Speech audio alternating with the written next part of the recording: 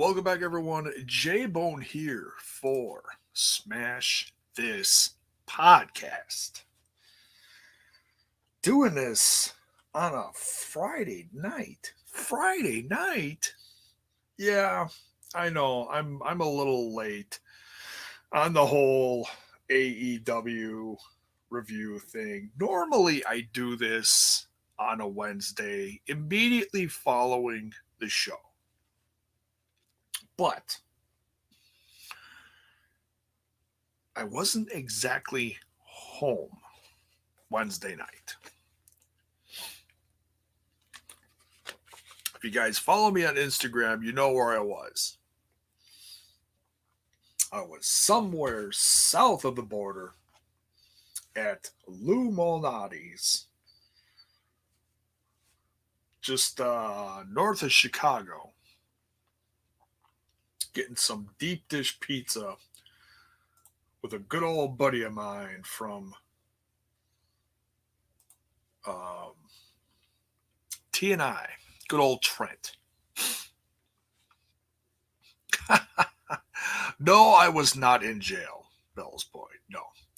Getting some deep dish pizza at Lou Malnati's with Trent and Dr. Ross. I'm using my quote fingers for those listening audibly. If you watch Impact Wrestling, you know who Dr. Ross is. So, that's where I was. And last night, I just wasn't in the mood. I just wasn't in the mood. I just was tired. I think I put myself in a pizza food coma, and it lasted all day yesterday. It's honestly what I think happened to me. So, we're doing this tonight. By the way, if you do have a Lou Malnati's around you, go get yourself some good deep dish pizza. It's different from Giordano's that I had 2 years ago in the Chicago area when I went to, was it Bound for Glory? Bound for Glory when Impact hit Chicago. So, Jeff says, JAYBONE, I got some questions about the QT turn. It's freaking awesome. Yeah, we'll talk about that. We'll get into all that. But we're gonna talk about a few news items first before we jump into the AEW Dynamite review. There's a few things that popped up that caught my eye that I want to address. I certainly could have done a separate show on it, but with the holiday coming up, I'm just throwing it all on here. We got company coming tomorrow, so this is going to be the last show of the week. I might do something Sunday. We'll see. we'll see what I feel like. But for now, let's dive into some JAYBONE news, shall we? Jiminy Christmas! And now, JAYBONE's news! Sit down, relax, grab your popcorn. Let's do this. Searching for my fake wrestling news.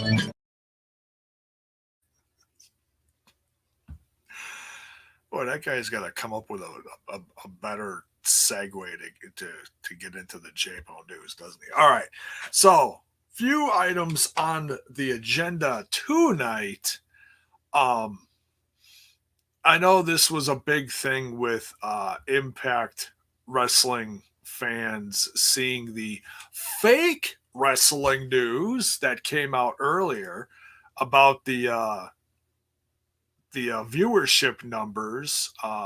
There was quite the error that got reported, and the people just jumped all over this. They couldn't wait to sink their teeth into this. So the viewership last week had dipped. It was what is it, 116K. But now they've gone back up quite a bit, hitting almost 150K this week. So yeah, because it was originally reported that they drew like 30,000 viewers. I was like, come on, and all these people sharing this news with me. It's like, dude, just you you really think that their viewership? Now, granted, they don't get the most viewers in the world by any means. We understand that.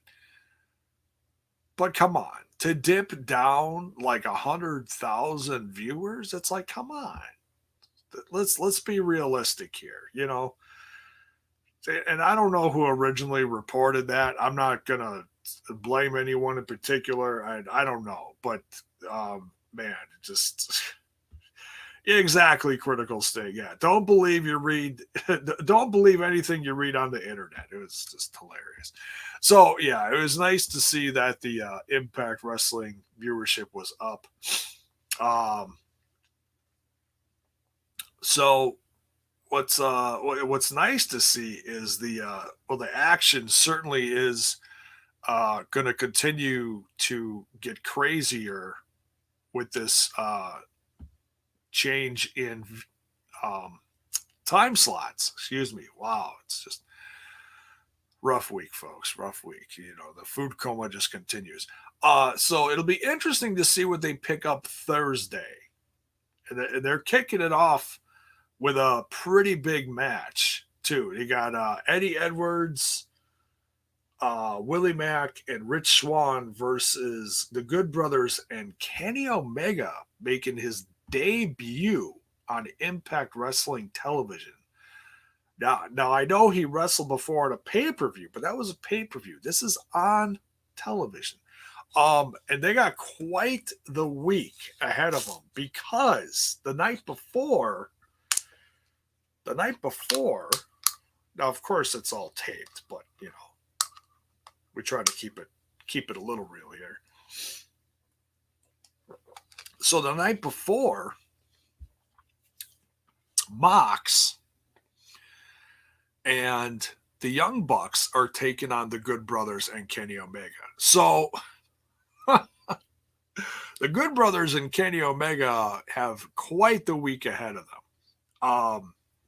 No slacking on anybody's part there. So it's going to be very interesting to see those two nights back to back now that it's Wednesday and then Impact Wrestling Thursday. So yeah, I can't wait. It's it's gonna feel a little different, but honestly it's like it's just a different show on another night. It is what it is. So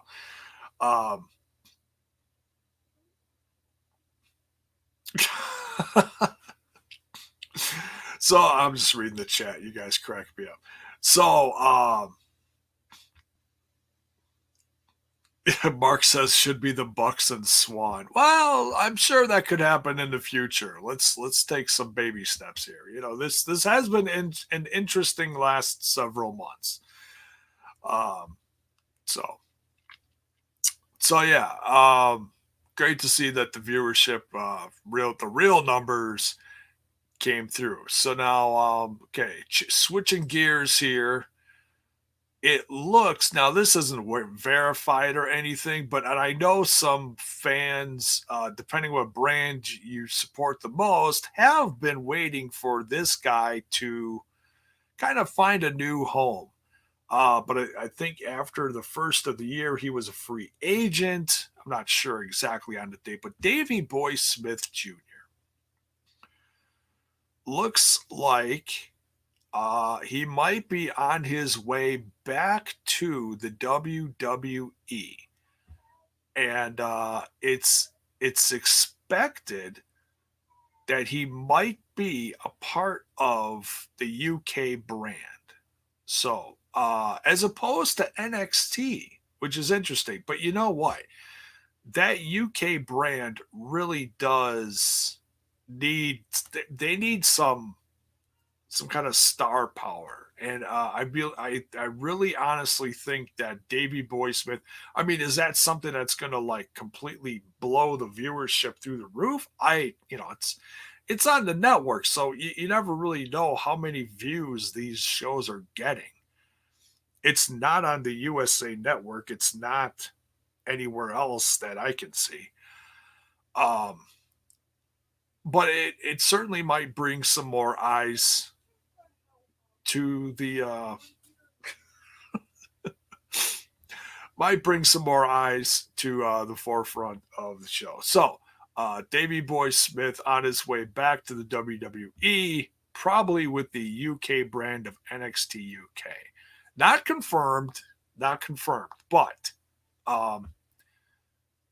I tell you, that UK brand does need some new fresh blood in it, So we'll see. We'll see. Yeah, Charles says Impact on Thursdays just like old times. That's right. That's right. And Critical Sting says Biz Cliss versus the world. Right? Right? They really they got their work cut out for them lately. They really do. Now this last piece of news before we jump into AEW Dynamite.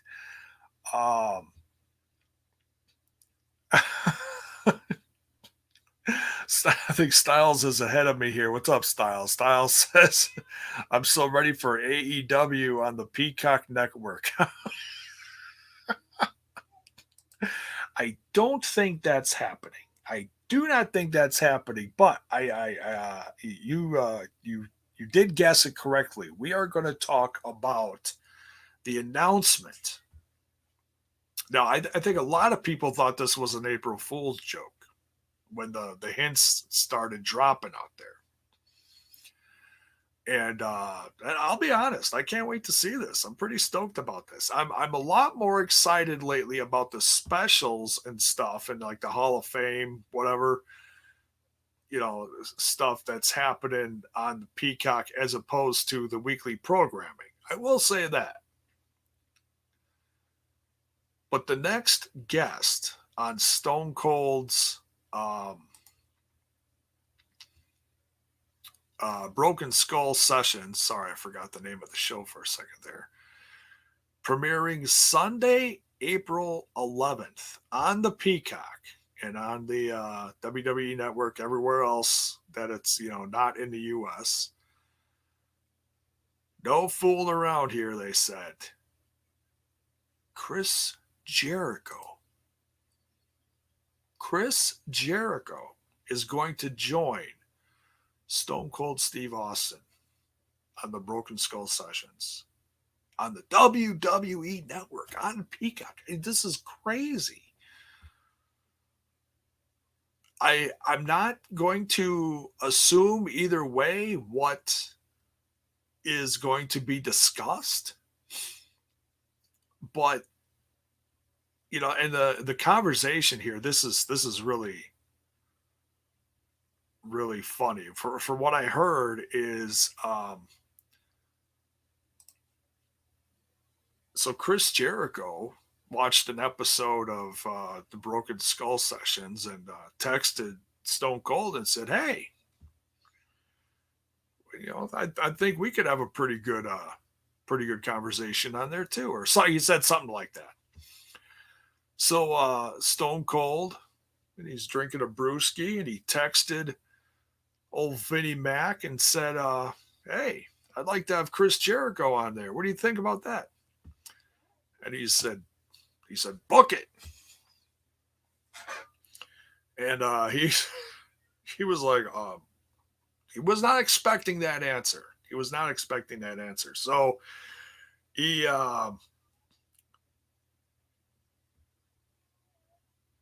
that's right, Bell's boy. It was okayed by Vince McMahon and Tony Khan. Mark says, "Forbidden what?" Exactly. Chris Jericho just knocking down all the forbidden doors. My God. Crazy. Or maybe Tony Khan is correct in saying that he is the guy who's really busting down all the doors. Like he says on all those weekly Impact ads. Um, so hey, I'm stoked about it. I can't wait to see what um, what the conversation's like. You know, where if if it's if the letters AEW don't end up in the conversation, uh, I'm not going to be upset. There's there's God knows how many years of discussion that they can have about Chris Jericho's career and their interactions back and forth. You know, I mean, honestly, I would love to hear I'd love to hear a conversation more about Chris Jericho winning the championship back when he did, because that is, I mean, that's really a timepiece. It really is. When he beat The Rock and Stone Cold in the same night, I would love to see those two just trade thoughts back and forth about how things were going back then. Because that's almost, what, 20 years ago now? That goes back a while. So that's pretty exciting stuff. So I can't wait to see.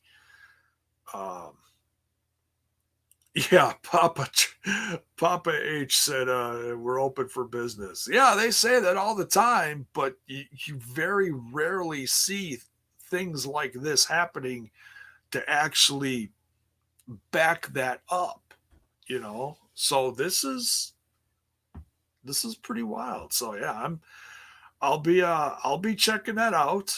I will not be watching WrestleMania that day. I'm kind of boycotting it this year. If you guys didn't hear about it, you know, I've been a little ranty lately on their stuff. You know, they've just completely destroyed the booking of it. I have zero interest in it. So, but they do have some specials. You know, I'm more interested in the Hall of Fame, to be honest, than WrestleMania. And usually it's the other way around. It's like, oh yeah, I'll catch the Hall of Fame, you know, see who's going in. It's different though this year. There's no one, you know, there's no one there. It's all just 5 minute speeches, no crowd. So it's got a real different feel to it this year. You know, all pre-taped, not live. So whatever, it is what it is. But yeah, I can't wait for that Broken Skull sessions with Chris Jericho. So well, that'll hit in the next week and a half, whatever it is, on the 11th. Can't wait. All right, so that's it for news. Just wanted to touch on a few things before we jump into this AEW Dynamite review of Season 3, Episode 13.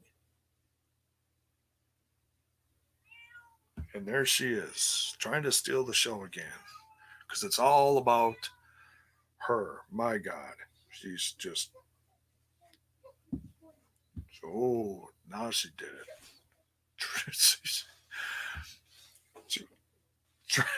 You hear Tracy throwing shoes. She's had it. She's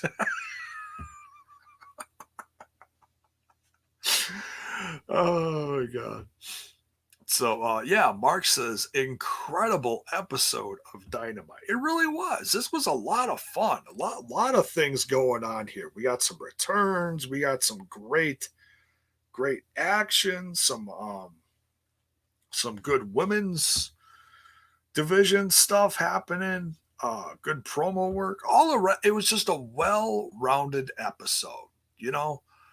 And this is what I want from AEW. You get some good action, you get a little comedy thrown in there, you know. Each division well represented, you know. It's good stuff. I like it. Good storytelling. So we kick off things here with a very interesting match. 7 years in the making. The return. Now, of course, he was seen in the ring earlier this year at the Royal Rumble up north in the WWE. But this is, as far as a singles match in the ring, 7 years in the making. The return of Christian Cage to the squared circle, facing Frankie Kazarian. Folks, this was just a classic. I love this match, but I do have a tiny bit of constructive criticism, and that's not on Christian's work ethic. It's not on the match itself. The match was fine. They told a good story. They told a really good story about a guy that's been gone for a while and that he had to overcome that first big match back in the ring, that first opponent.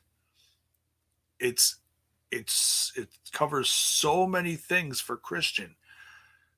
His mental capability, the psychology of it, physically, all these different things going against Christian Cage in this first match back. Now, he came out with a win, but I really felt like it was a heavy dose of luck, because Frankie Kazarian whipped his ass in this match. He really did. And the theme of Christian Cage's comeback. Now, this is my criticism here. Now, it's not like a big rant or anything. So just, sit down. We're not throwing popcorn here. Just take it easy. His whole thing is outwork everyone. Okay? Now, the reason why I'm bringing this up, because I heard someone else talk about this. So I'm just I'm just piggybacking on it, throw my 2 cents in on it. If his theme of his comeback is outwork everyone, then when he's out there, he's got to do what he says. He's got to outwork everyone. Now, I'm not going to sit here and say he should outwork every single person on every single episode. I'm not saying that. I'm not that critical. I'm not that big of a jerk. But I would not say that he outworked Frankie Kazarian. Now, granted, he won, but I would not say he outworked him, because it took almost 10 minutes for Christian to finally start getting some offense in here. Frankie Kazarian handed his ass to him for a majority of this match. But it's hashtag getting critical. That's right, critical Sting. Yeah, CM Chris. Yeah, they did mention the match. They didn't say where it was, of course, but 13 years since Christian and Kaz last met in the ring. And that, of course, was in good old TNA. It makes me want to go back and watch that, because I'm just curious to see how that match went. Obviously, the psychology of this match is night and day different from that one. This is a big comeback as opposed to, whatever was going on at that time. Whether it was for a championship or a grudge or whatever was happening at TNA at the time. But this was a lot of fun.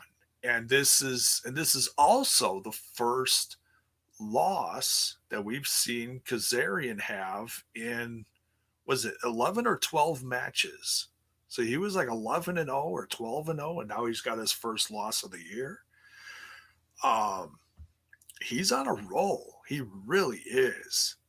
And I hope, and this loss for Kazarian doesn't hurt him, in my opinion. There's losses that you really feel like big picture wise, it affects their run, their psyche, their everything, their push, whatever you want to call it, whatever's happening to them, big picture wise in the company. That, in this case, does not affect Kaz, in my opinion. I really feel like somewhere down the line in this year, if Kaz keeps winning the way he does, he's going to be in line for something special. I don't know what, but his singles run is one of the best I've seen in a while. Now I'd have to go back and look and see who he's all beat, see if they're, if they're just jobbers or what. Well, I shouldn't say jobbers, but you know what I mean. Lower card guys. Is it significant? I'd have to go back and see exactly who he's all beat in the last several weeks. But hey, a win's a win. It means something. It's still a win in the squared circle, especially in this company where they're keeping track of everything. So, congrats to Christian's in-ring return. From what it sounds like, it's his old music from TNA as well. Now, I know there was a couple remixes. I looked up and there was a couple different mixes of that song that came out back in the 2000s when he, crossed the line and went to TNA. But so whatever mix this is, I'm not sure if they've changed it up or what, but this certainly does sound like one of the first mixes that he had when he was working for TNA. And that's great. That's great. It's something familiar for fans that, enjoyed that run back then, like myself. I thought that was a great run for him. He became NWA champion in that run as well. So, and it'll be nice to see if they actually bring that up sooner rather than later, that he was the former NWA champion. So, congrats to him. I know I went a little long-winded on this, but I did want to talk about that one. This one is special. It was a great match, though. So, congrats to Christian Cage. Darby Allin promo here with Sting saying that Matt Hardy will have to earn his respect. Certainly these things that he's doing to Darby, the attack and all that stuff. Excuse me. It's not the way to do it. I'm sure Darby Allin and his wrestling style admires the Hardy brothers, but when it becomes personal, mano a mano, the actions that Matt Hardy is taking is, that respect goes out the window. So I understand what Darby Allin's saying here. Jade Cargill, quite the fire promo following this. And she's talking about Red Velvet and her rivalry with her, saying you can go ahead and lift your weights and say your prayers and eat your vitamin. Oh no, that's someone else. But all these things that she can do for herself to try to make herself better, but it's not going to do any good because Jade says she is that bitch. She's good promo work. I'm liking what I'm seeing from Jade Cargill. It does feel like there is something unique and special about her. She's kind of like being built up similar to how MJF was. And as long as she, keeps backing it up in the ring and keeps improving that way, then I'm fine with it, because she does look like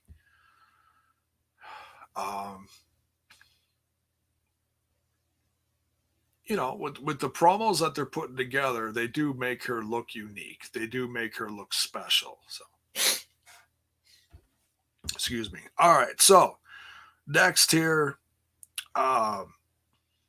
this one caught a lot of eyes. Saw a lot of people talking about this one. An unsanctioned exhibition match. Now, interesting that they did. They went about this way. We got Arn Anderson as a special referee. So this is personal with QT Marshall versus Cody Rhodes. Cody Rhodes making a big point though, going into this saying, I'm not going to hurt you. I can do all these different things to you, but I'm not going to hurt you because I consider you one of my best friends. He's like, I understand, why you want to face me in the ring, and that's fine. He's like, but I'm not going to hurt you. So this is really messing with Cody's head. This whole indifference that he's got going on with QT Marshall. I don't think he fully understands it. Cody's got a lot going on, and if there's something going on, then Cody should be taking the time to understand what's going on in the head of QT Marshall. But obviously he doesn't have the time for that. But with the circumstances that happened in the ring now, he's not going to have a lot of choice. He's going to have to really focus now on QT Marshall, whether he likes to, whether he wants to or not.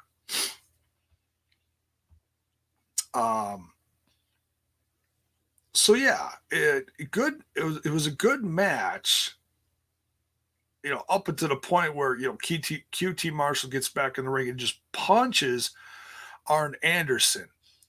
QT Marshall was just getting frustrated, move after move after move, and Cody just kept outgunning him, out doing everything. It's QT could not out wrestle Cody. And that finally got to QT. When he realized that he was not going to one up Cody at all, that he was like, screw it. It's time to put this plan into action. He attacked Arn, immediately leaving the ring, and the Nightmare family jumped into the ring to come to the aid of the one Arn Anderson, yelling at QT the whole time, like, hey, what the hell are you doing? What's going on?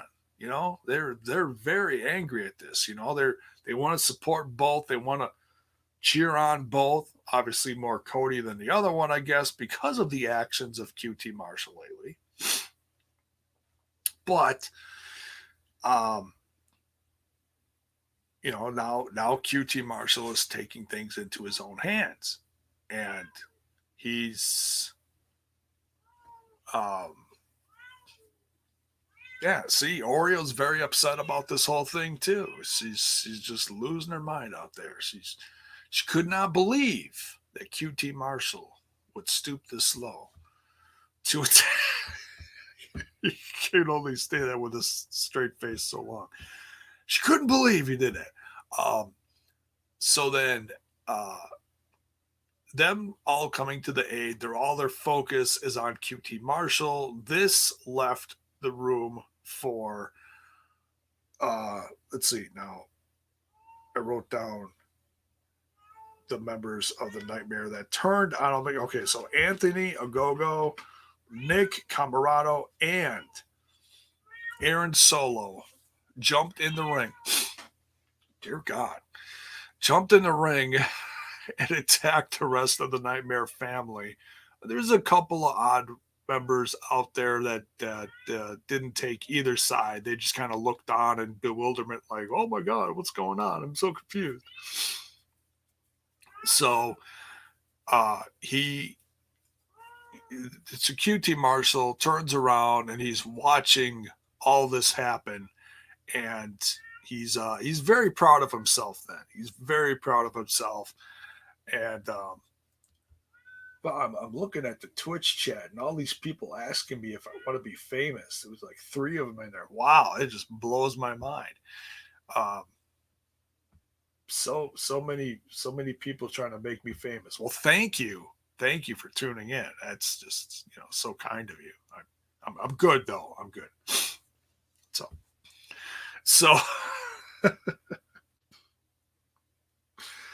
so we obviously have a new stable forming here. And I'm not sure what we're going to call this little stable that QT Marshall is making. And it's interesting that it's all these guys. And, some of these guys have been getting some more attention, like Nick Camarado. He's quite the beast. I've talked about him before. He certainly is going to be some muscle in this, along with the Anthony Ogogo. He's he's a guy that I really don't know much about at all. I've heard him on commentary a few times. I don't think I've seen him in the ring yet, but obviously we're going to see him in the ring here pretty soon. I know he came from overseas. I'm going to have to do some more research on him. And obviously, Aaron Solo, we've seen him in a bunch of dark matches.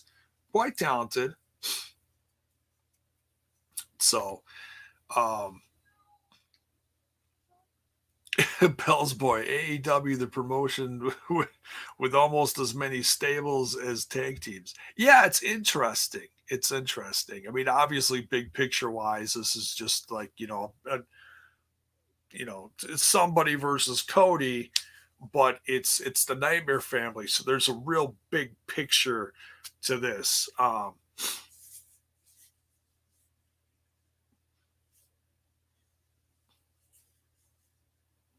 Oh, he's Eric's saying he's a former boxer. Oh, okay. Yeah, I thought I heard them saying something about him being an Olympian or something. I'd have to, like I said, I gotta do my research on him. But quite the specimen. I mean, he stands out. He looks like he's in great shape.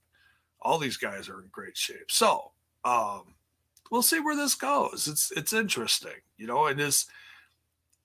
I'll say this for those that have not been paying attention much to QT Marshall lately are certainly going to now. I mean, this is all going to be with the help of Cody, of course. But and are they going to is this how they're going to write Cody off TV when he has his baby? I don't know. We'll have to wait and see. So the one that comes to the aid of Cody is Red Velvet. She stops QT Marshall from bashing his brains in with a chair. And I'm glad it was Red Velvet, not Brandy. Brandy shouldn't be out there, being as pregnant as she is. And but then Jade, right after the commercial break, Jade Cargill attacked Red Velvet and took her out. So, so we'll see where this goes. I'm a little worried because it feels I'm not. Don't twist this, okay? Don't twist this. It kind of feels like a retribution kind of thing.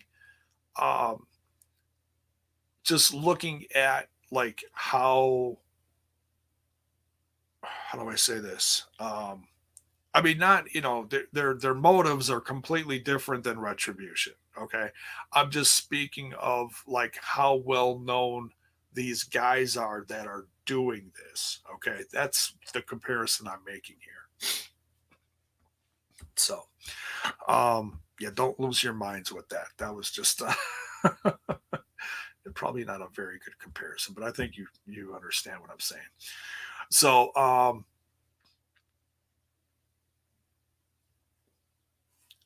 yeah. Eric Travis says that QT pile driver. Yeah, that was pretty devastating. That was good. Dustin gave me the Jeepers rookie versus veteran. Yeah, okay, yeah.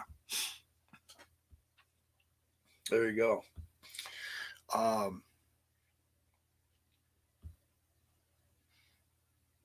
RK says bots account dealt with. Well, thank you, RK. Thank you. Appreciate that. It's good to have some backup when you're live, right? Take care of those spams. All right. So, yeah. So big picture here. I can't wait to see what's going to happen with the Nightmare family and what this new group, QT's group, coming out of this. I'm excited to see. And that's one thing I've consistently said about this brand is their ability to build stars, and this is a way to do it. You make things like this happen. You build your little groups. Now, some would say that there's too many groups. Well, if they're all being used one way or another, and they're all being represented one way or another on this show or that show, then no, there's not. So let's see. Before we judge too much.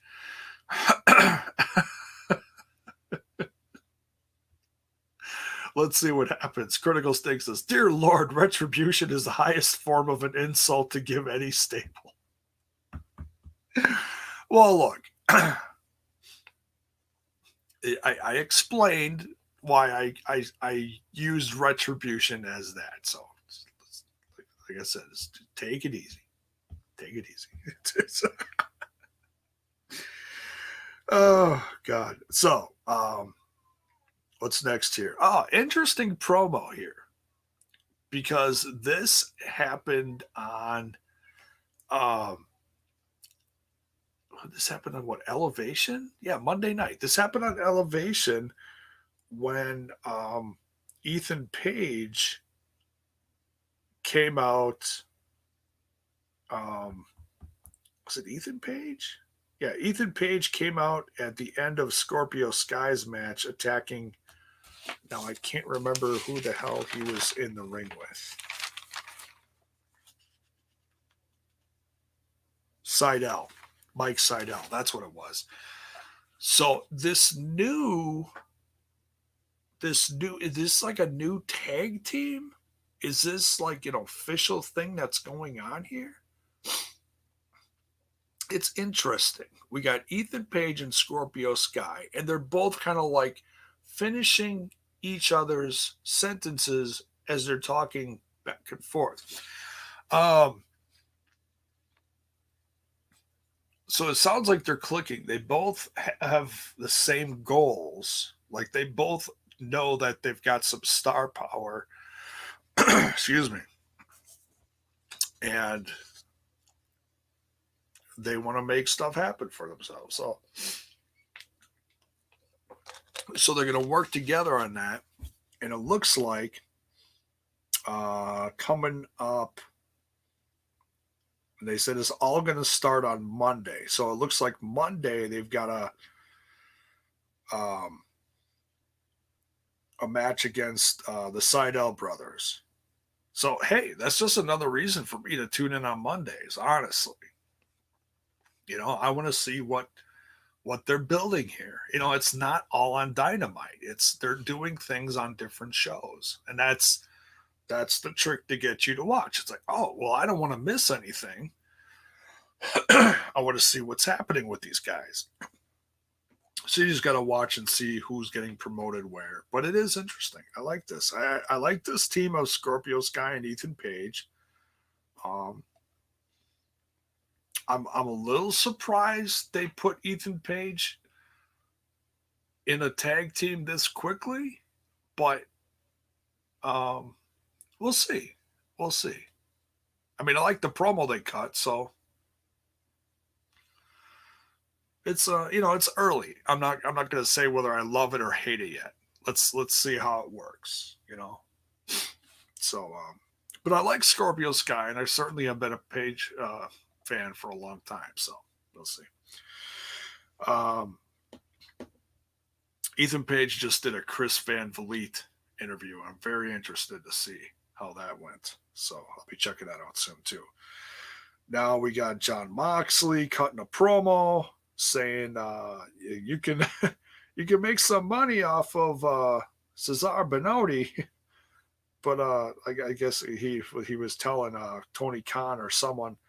He said, "Yeah, but not if I kill him." Oh dear God. So yeah, Mox is frustrated with everything that's going on with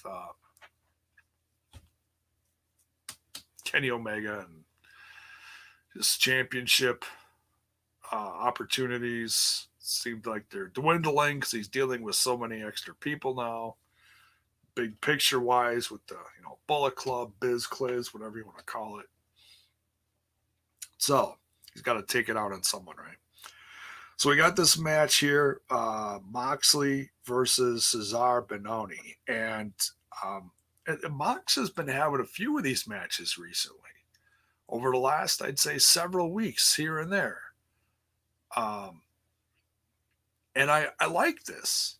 I like that Mox is willing to work with these guys and give them some attention, and he's able.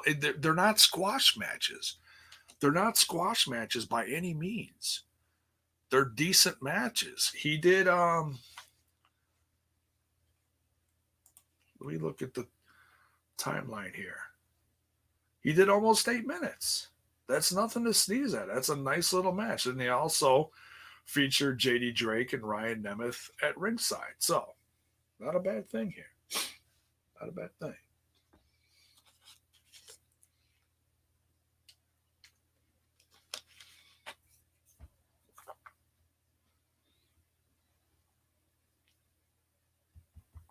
Yeah, Marq.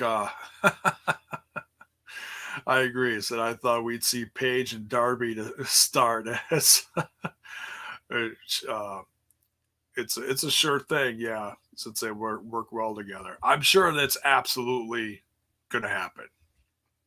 Because that's one thing I said I was going to be looking forward to, and I'll say it again for those that don't know.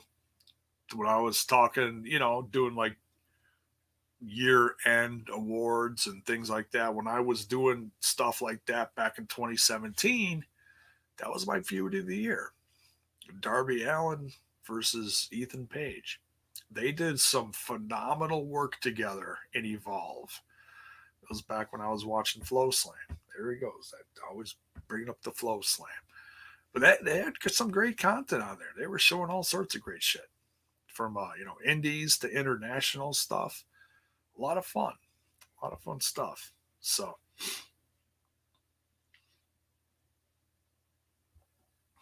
but yeah, this match with Cezar Bononi, nothing to sneeze at here. Cezar looks like a good up and coming talent. He really does. And he had Ryan Nemeth and JD Drake. Now I'm a little confused by this little group. But I'm not sure who's. I guess Ryan's kind of running it. I don't know. But I am glad that JD Drake is getting some attention. He is quite the talent. Kind of a group of misfits. But yeah, Cezar Bononi looked great here. Moxley gets the win here with rear naked sleeper. I was like, man, how many times is it me, or am I just not remembering all the times that he's used this? Because I don't think he's used this many times. And it's great to see Mox use stuff like this, especially when you're going up against a bigger guy like Cezar Bononi, and it didn't exactly look like he was having a lot of success.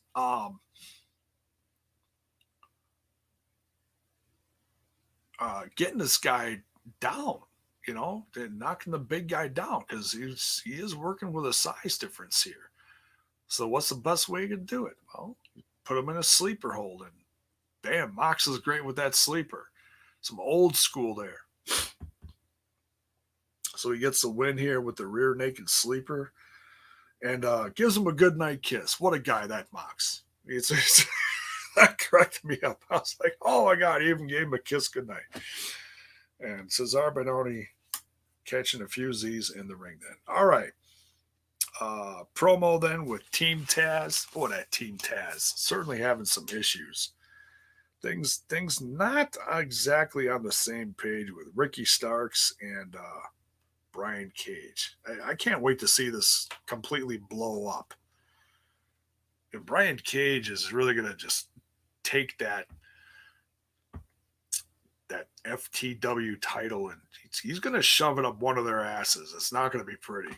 It's not going to be pretty at all. Can't wait to see that happen.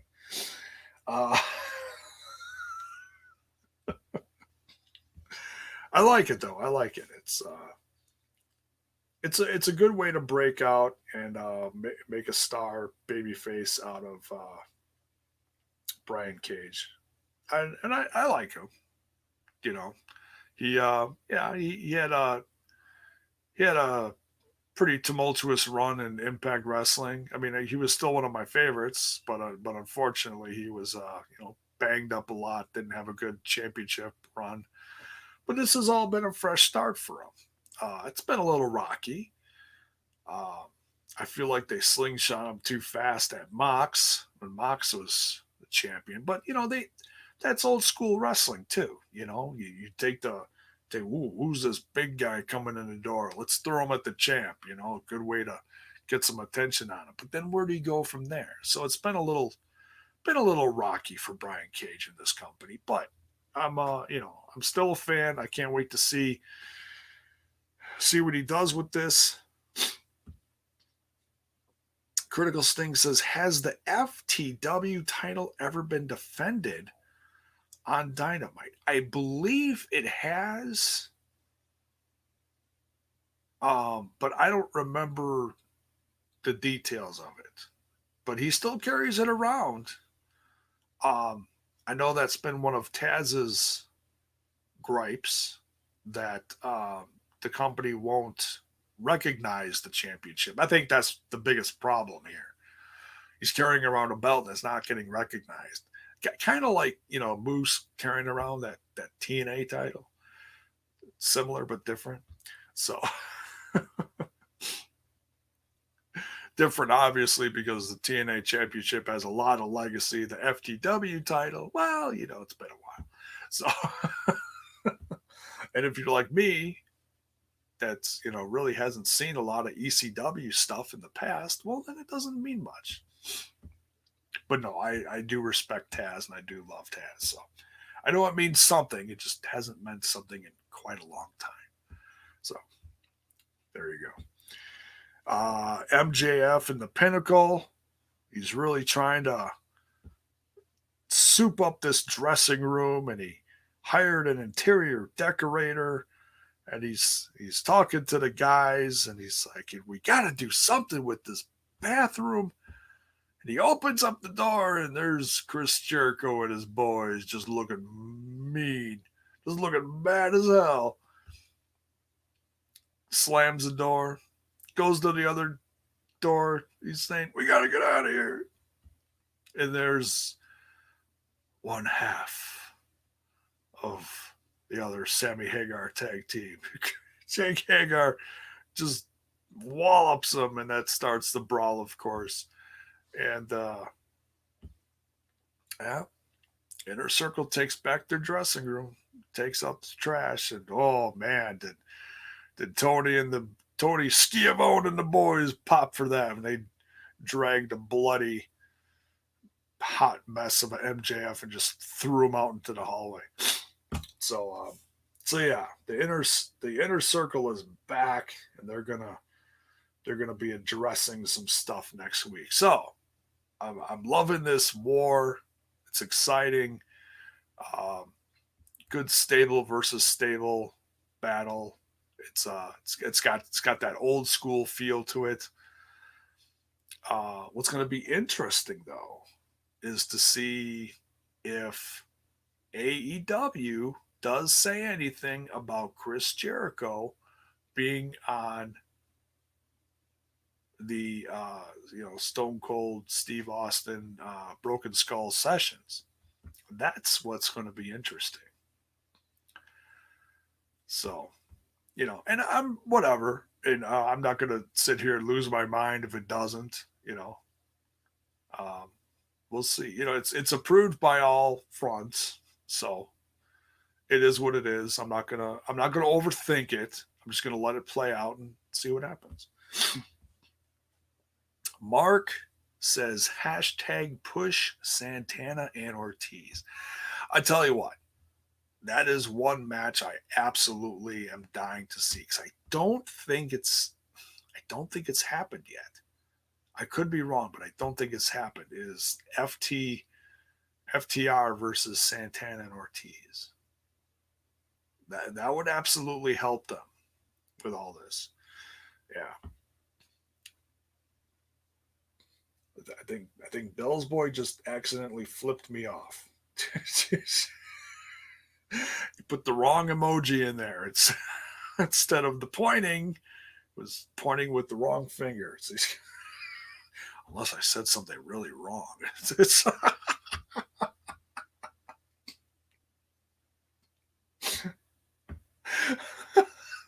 That's too funny. Wrong emoji. He says, yes, I did. Sorry. No, I'm laughing about it. It's all good. We'll let it go this time, Bell's Boy. But next time.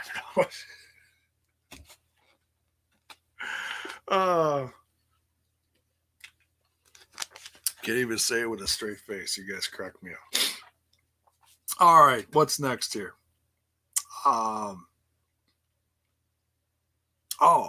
Just absolute gold here from Don Callis. Is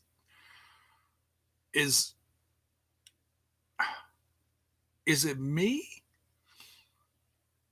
Or is sometimes Don Callis the best heel on all these shows that he's a part of?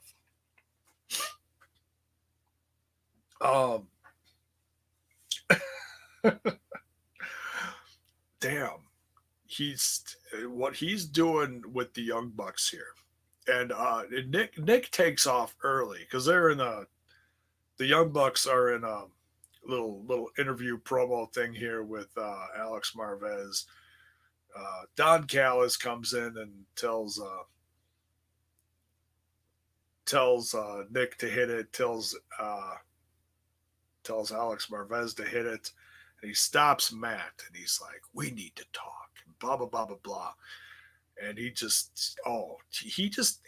the same thing to Matt that he does to Rich Swann and just brings him down.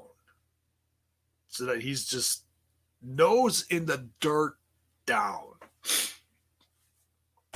And damn, he's just ruthless. He's like, are you so dead inside that you can't do anything? It's like you're just pathetic. You're nothing. Then Matt even grabs him after Don Callis slaps him. And then his hand just kind of slips off his shirt and he just bows his head like he doesn't have it in him. And Don Callis is like, is that all you got? You're nothing. You're pathetic. So then we get the next match. We get Laredo, Kid, Fenix, and Pentagon. Let's just stop and look at that for a second. My God, you get these three in a ring together as a tag team. Something tells me this actually should have been the main event, but I digress.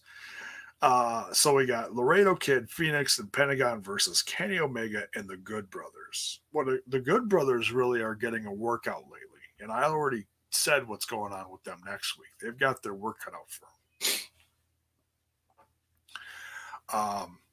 Absolutely insane match between these these two trios teams. Now, is it me or did Kenny Omega have brand new music? He did not come out with like the two girls that come out on stage and the cleaner sisters. Is that what we're calling them? I don't even know. They come out with the 80s motif and the brooms and they're all shaking their booties and Kenny comes out and he's like looking slick, like he just walked out of a Miami Vice video. Critical Sting says it was the music for all three of them. Yeah, it was different. I mean, it felt kind of NWO ish. It felt kind of Bullet Club ish. It almost sounded like um, it had the vibe of their Impact Wrestling music, but heavier. So that was interesting. I said it's been used before when it's the three of them. Oh, okay. Yeah, I'd love to hear like a single version of it because this is the first time I'm noticing it. Have to check that out, see if it's out there somewhere. I'm sure AEW will put that out. They're good about that kind of stuff, putting that on the YouTubes and Spotify's or whatever. Um, but yeah, crazy ass match with the action going back and forth. Um, Kenny Omega and Good Brothers coming off here with the win. But then Mox shows up, and Kenny Omega and the Good Brothers and Don Callis are like, "Oh, come on in." They're liking these odds. They're liking these odds a lot. Four on one or 3-on-1, whatever. If you don't include Callis. But then yeah, Mox is sitting there thinking about it, and then all of a sudden over his shoulder, oh, here come the Young Bucks. Matt's rubbing his jaw from where Don slapped him, and they're looking just fed up, just pissed off, ready to go. And they jump in the ring, and then of course the Good Brothers and Kenny Omega and Don run for the hills. So next week, hold on to your butts, folks. We are getting now. If this is on TV, folks, let me remind you, this is not on a pay-per-view. We're getting Jon Moxley and the Young Bucks. Interesting combo there. Because not too many people like teaming up with Mox. You know that. We got Mox and the Young Bucks versus Kenny Omega and the Good Brothers. Now, this is right before Kenny Omega makes his Impact Wrestling TV debut the next night. Like I said, they got the Good Brothers and Kenny got their work cut out for them. Man, I can't wait to see it. Loaded week next week between Wednesday and Thursday. Hold on.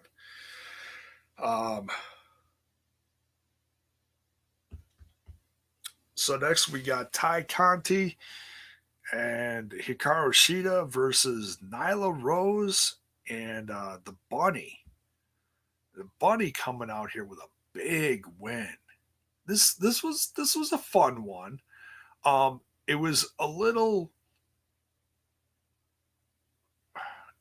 distracting when they had so many people at ringside. You had Matt Hardy's whole troop out there along with the Dark Order on the other side for of course that's good to have that support, but it was a little distracting, and then they all started fighting. So I was a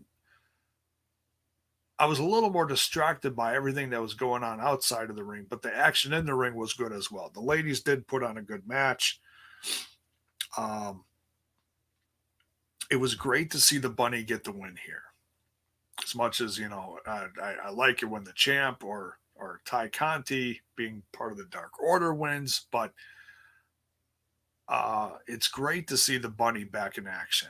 I know I'm not the only one that's been waiting patiently for that. And now, from what I've heard, is she was dealing with mental health issues, and it was great that she has such a solid team behind her that was being supportive of her still being a part of the company, but taking a step back from in ring competition. But she's back, and yeah, Marq says women's division is looking up, and I couldn't be happier. Yeah, things are happening. You got the thing with Jade Cargill and Red Velvet. You've got the champ Hikaru Shida, Ty Conti. You got Nyla Rose. The Bunny's back. You got Britt Baker with the Thunder Rosa. There's all these little things going on in the women's division. It's really starting to get attention again. I got a feeling the rest of this year is just going to be as exciting as it is now. So if you haven't paid attention to the AEW women's division lately, now's the time to really start paying attention.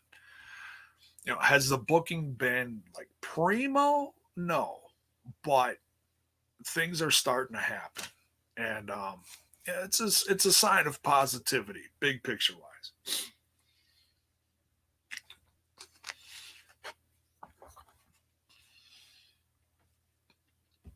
Nyla Rose and Bunny is a tag team with Matt as the manager.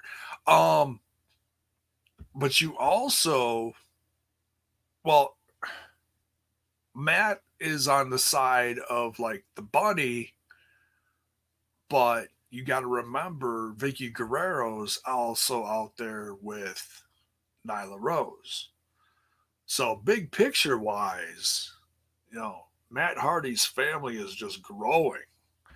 So we'll see. We'll see if this whole thing between like Vickie Guerrero's thing going on and Matt Hardy's thing starts to do a little collaboration. We'll see. We'll see. Um, it's it's not a bad thing for Matt Hardy's group if his group is growing in numbers like that. I mean, if you put Matt Hardy and Vickie Guerrero together, that's just a recipe for disaster for anybody trying to face them. It's almost come up with a Steiner promo. It's, these numbers spell disaster for you and sacrifice. No, that's couldn't help myself there. So, um, so yeah, good match. Good match. Things are happening. Great to see the Bunny back in action. It really is. Now, the main event, Arcade Anarchy.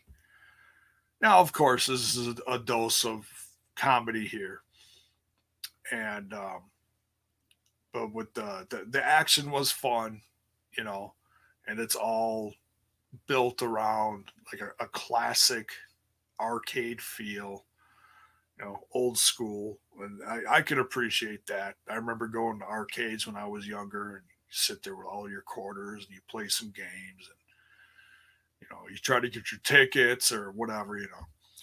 Of course, I never got a steel chair in an arcade. I mean, that's kind of weird, but this was a lot of fun. So you got Kip Sabian, Miro with Penelope Ford versus sexy Chucky T, Chuck Taylor, and Orange Cassidy.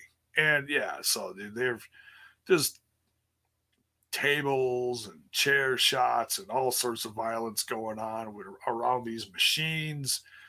The big thing coming out this though is when Penelope Ford gets involved, and out of nowhere, in one of the machines with all the the claw and all the animals are piled in there. Well, this alien comes out of nowhere. Kris Statlander returns and just blows the glass out the front, and it just goes straight into Penelope Ford. So that was cool. And Marq says he popped for both returns. Yeah, it was a real feel good moment having both of these returns at the same time. It's pretty big. That's pretty big. And we've really missed Kris Statlander. She certainly has been missed. Especially in a time when they were trying to put some fresh faces on the division when the pandemic started and they started losing their international ladies. Her getting injured as bad as it was just horrible timing. Horrible. But she's back. And she destroyed Penelope Ford. Oh my God. She put her through that air hockey table, and it collapsed just perfectly so that it just looked like the whole thing just all broke down flat perfectly with them in the middle. So that looked pretty intense. I like that a lot. And then of course, just when it looks like Chuck and Orange Cassidy are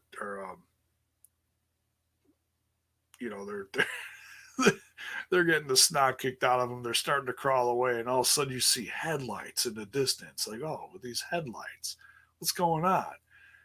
And they're, oh, is that the van? Is that Sue? And they're listening to commentary, and they start bubbling out. They're like, oh, it's Sue, and Trent is back, and that was funny. So yeah, he gets a smooch from Mommy, and he makes his way down to the ring, and they're just all kicking ass together.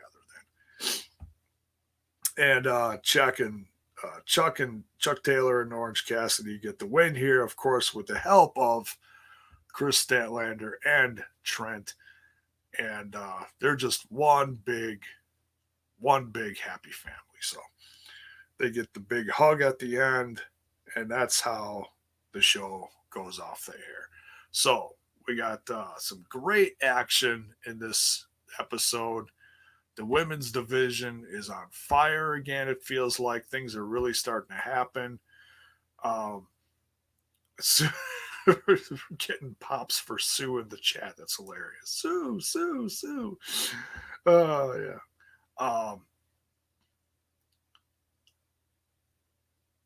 Marq says this entire episode was just fun from opening bell to black. Yeah, it really was. A little bit of everything. Good promo work, featuring a lot of different people. And if someone wasn't in a match, a lot of different people just got time to cut some quick promos, building storylines. This is all still building towards something really, whatever. They're big, I have no clue what their next big thing coming up is. I forget. It's whatever it is in May or whatever. Because God knows April's pretty crazy. But yeah, so you got new factions, new stables, returns, just a loaded show. This one was really good. I loved it. Couldn't wait to talk about it. Couldn't do it on Wednesday, but we're doing it now. So thank you all for tuning in. I really appreciate it. Oh, yeah. Thank you for the reminder. Critical Sting says double or nothing. That's right. And that's in May, I believe. End of May, if I'm not mistaken. Something like that. Yes, Spells Boy, you used the right emoji. Thank you. Thank you so much for not flipping me off. No. So, yeah. And if you're watching this after the fact, if you're watching the replay, by all means, let me know in the comments what you thought of this show. What were your favorite parts? Were you critical of anything? These new developments that are happening? Let me know. Let me know in the comments below what you think of this going on. Oh, yeah. May 30th, Memorial Day weekend. Thank you, Bells Boy. Appreciate it. So, and as we get out of here, you know what to do. Smash that like button, smash that sub button, ring that bell for notifications. Why? So that you know when more of my content hits your screen. There's the link for the brand new merch down below. Lots of new things. We got pins, we got hats. I'm crossing my fingers for those fanny packs. That those come back in stock soon.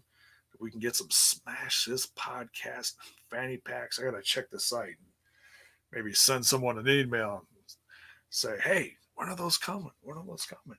But yeah, the hats, the new shirts, go check those out. Tie dyes, the tie dyes look slick. Thank you, Zach Bonifer, for buying one of those and showing that off on your socials. Looks great. Looks really great with the new logo. So go check that out. Go pick out some new merch. If you're watching on Twitch, thank you. You know, you can sub, you can give subs, cheer bits. I should have said that at the start of the show, not at the end, but you know, we're a little off tonight, so whatever. So, all right, so we're getting out of here. You folks have a great Easter weekend. We'll be back either Sunday or Monday, depending on what I'm feeling like. We'll see how the weekend goes. Company's coming over tomorrow, so be safe, everyone. Much love. Take care of yourselves. We'll be back soon. Good night.